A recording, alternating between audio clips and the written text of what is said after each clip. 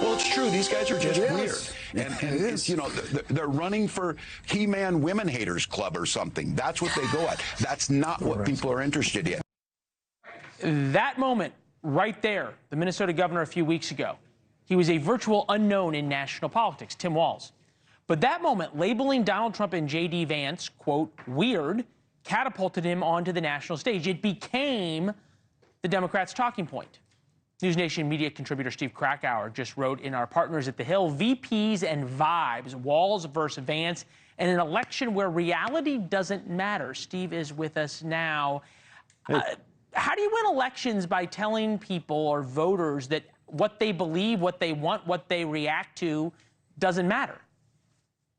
Yeah, well, it goes back to the vibes. I mean, I know you just had some nice Gen Z students there on the panel, and they were talking about vibes too. I mean, that's where we're at right now. Vibes over reality is where it is. And honestly, it all really kind of got me thinking with this. We've seen all these stories about the success of the Walz-Harris camo hat that they're selling on the site. And it's like, this is not authentic camo from, the hunters that are killing the animals and eating them. This is the ironic kind of camo that, the Brooklyn hipsters who are eating ramen noodles are consuming. I mean, it's all about the vibe. It's all about just like the feeling rather than the reality of what's going on here. Okay, fair enough. You're talking, there was the Kamala Harris store.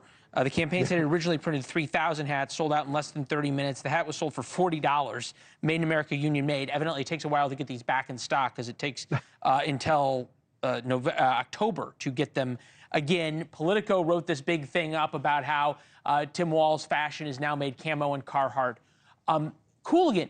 But at some level, right, the Tim Walz camo cap is more important than you think. This election was always going to be decided on the margins. Maybe Walz camo cap will be the tipping point. Maybe it won't.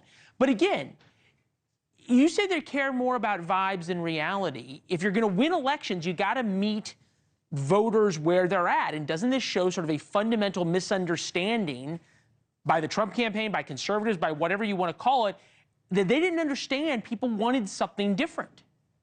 I think that there's a moment right now. They've certainly, I mean, this has been the Tim Walz week, and they've certainly won this moment. And I think that is absolutely true. But eventually, we now know there's going to be a debate between Kamala Harris and Donald Trump. There will be, I think, a debate between J.D. Vance and Tim Walz. Eventually, the vibes are going to subside. I think that this is going to really kind of target a certain bubble, the bubble that spends a lot of time on X and is probably located more in the coasts than in the middle of the country.